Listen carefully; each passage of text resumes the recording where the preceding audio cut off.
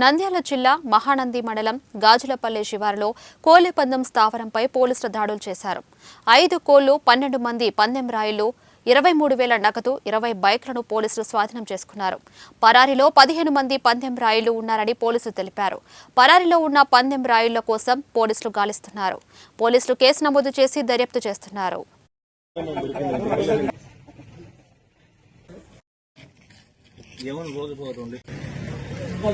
పరిధిలో పొలాలలో కోడి పందాలు ఆడుతున్నారని సమాచారం రాగా నేను నా సిబ్బంది సహా రైడ్ చేసి 5 కోళ్లు 12 మందిని అక్కడ పట్టుకోవడం జరిగింది. వారి దగ్గర నుంచి 23,500 అమౌంట్ను మరియు 20 బైకులు, ఒక ఆటో, 5 కోడి పుంజులని స్వాధీనం చేసుకోవడం జరిగింది.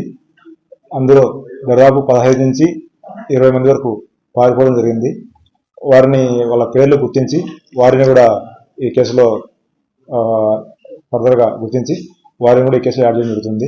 ప్రస్తుతానికి మనకి సీన్లో 12 మంది సిబ్బంది కోడి పందాలు ఆడేవాళ్ళు దొరకడం జరిగింది.